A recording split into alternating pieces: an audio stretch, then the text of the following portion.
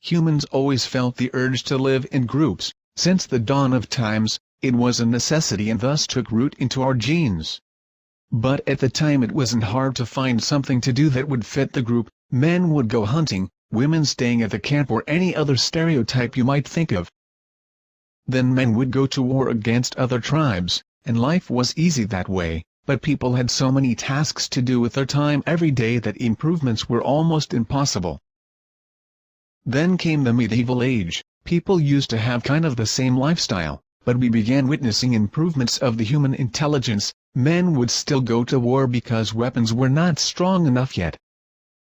At the 17th century, humans started to become clever, and people started noticing that wars only led to chaos and destruction, but it's not until 1940 that we truly became to feel human empathy on a global scale, and human IQ started going high due to the fact that people had free time.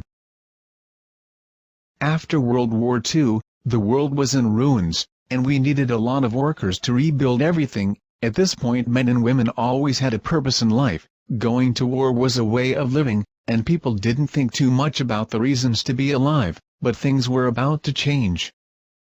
At this point I need to talk about jobs repartition inside society. Humans do need food to survive, they also need to survive the climate, so houses, and I'm also going to put their electricity, police and hospitals as well. 99% of the society used to do these jobs for millennials and everybody was fine with it, but since the industrial era everything started becoming automated. One farmer can now take care of thousands of people alone. The same goes for electricity and houses since there are no wars anymore and we don't have to rebuild infrastructures every year or so. At this point we notice two things.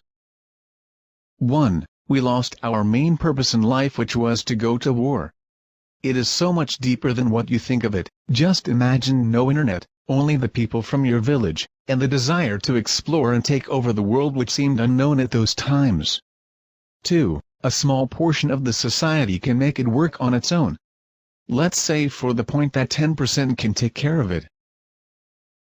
What this tells us is that over the course of 100 years we completely and entirely changed the way society works, and 90% of the population had no useful job anymore. And so what happened? People that didn't work to make the society function started living as what I would call the society of artists. It means they do not help the society survive but instead gives distractions to it. Musicians, computer scientists, scientists in general, movies, art, insurances, finance, and about everything you might think of. It was the beginning of the intellectual era and the society of artists. Who has the power? Well, it seems like what would happen is that people that held food resources should be taking the power and having control over the society of artists. Look at this, like clowns trying to please the farmer to receive food, but instead it looks like those guys are the most mistreated people of our era. So what happened?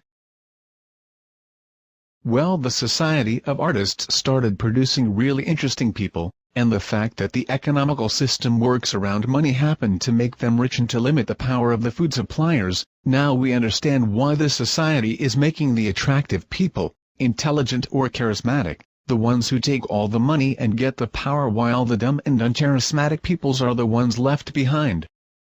The consequences of this is that almost all the money circulating is moving between the actors of the society of artists.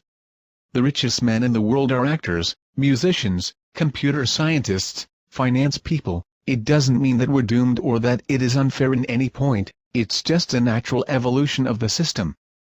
At the beginning of the society of artists, everything was fair. It means that there were a lot of discoveries to make, there were a lot of things to invent, and everybody started on an equal footing. We saw the surge of technologies, the various music genres flourishing, the movie industry becoming huge, and another shit ton of discoveries and improvements being made, and almost everyone seemed to be participating in this great adventure which gave people the replacement that they needed for their life goals being so drastically reinvented. So what happened then and led us where we are today?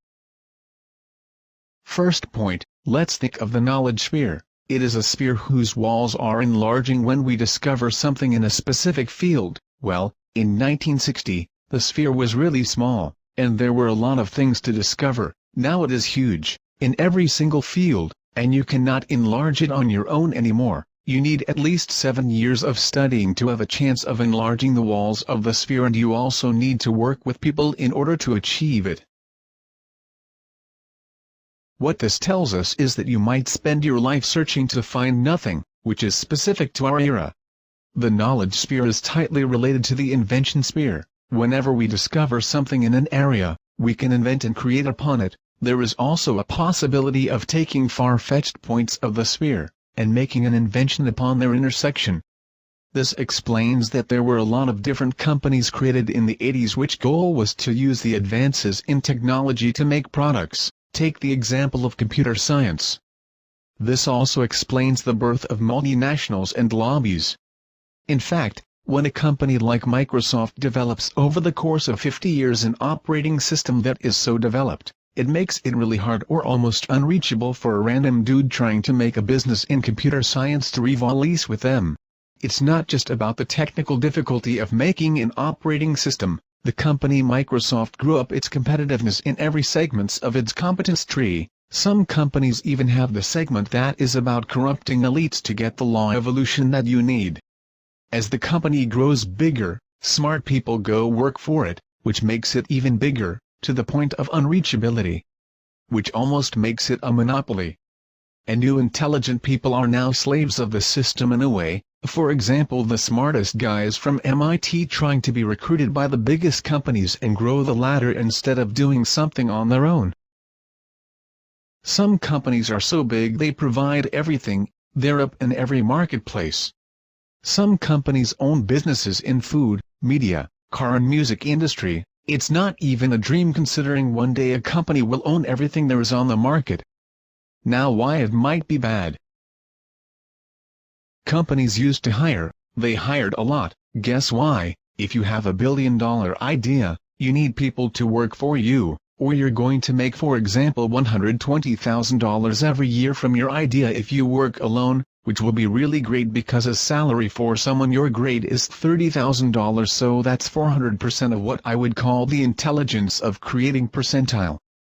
But why not paying 100 people $3 million a year with your idea and make $3,200,000 instead? You've got a $200,000 margin. Well, now it's 106% intelligence of creating percentile, but you made a lot more money, so it's okay, but you have less of a money mattress in case of crisis. Now companies used to think of it like that, so they grew, but now they do not need to hire anymore since they found their rhythm. For example, Apple doesn't need to hire more people to make and sell its products, which leads to companies paying themselves off of benefits instead of hiring new people. Now is it bad? Well, it shouldn't be, as long as the taxes are high enough so that the people not being hired get the same amount of money. I'm not going to make the 1% speech to y'all again, but the problem lies here. A first reason for unemployment is that some big companies are taking huge segments of markets. They're unreachable for new companies for various reasons I told before, and they pay themselves off instead of hiring since it wouldn't make them grow, and they need a money mattress since it's crisis time. Globalization is also a huge deal. The fact that some countries do not respect basic human rights makes the competition tough. If every country on earth was respectful towards human rights, we could go forward. But everything wouldn't be solved, and not every human issue lies in this question. I'm not even going to explain why some big companies are completely toxic to the world. If you think about Google, Microsoft and Tesla, you say it's no big deal if they take control of the world. These guys are smart, they work at the Silicon Valley, they've got the planet's future in their hand, they know their stuff, and it's okay. But when I think about Bayer Monsanto, or Coca-Cola, nothing great comes in mind. The fact that direction committees are made for people with huge career goals and wanting profit for the company makes it so that the people the most likely to make it through the ladder are the ones who care the least about human rights because they have to be first. We just saw that unemployment rates should be going up. Is it bad? I don't think so. I think it's natural given what we just said. But should we just force the companies to hire or allow them to pay themselves more and pay bigger taxes instead? Answer in a future video. I feel like there is another point to add to the unemployment rates going up. And it is that we've reached a point where most of the people do not need any technological improvement anymore. As we said before, humans are trying to distract themselves, from wake to sleep. It is a deep philosophical and ethical problem. What do we need to distract ourselves? Will we really be getting better guitars, better pianos? Will we be getting better bikes? Better TVs? Will we be getting better workout machines? It feels like we do not need massive production anymore and are reaching a balance point. The Great Depression or the uselessness of our lives seems deeply related to the society of artists. People that work shitty jobs feel useless because they are replaceable easily. Unless you have a great responsibility job, you are replaceable and do not enjoy working at all, so you work the least you can, which angers the people working hard.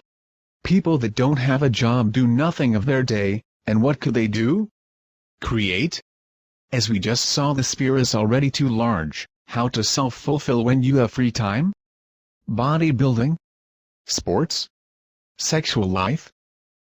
It is obvious we lack something. 10% of the society fulfills the basic human needs, the 90 remaining have been playing the society of artists, and we're gonna go deep into this issue in another video.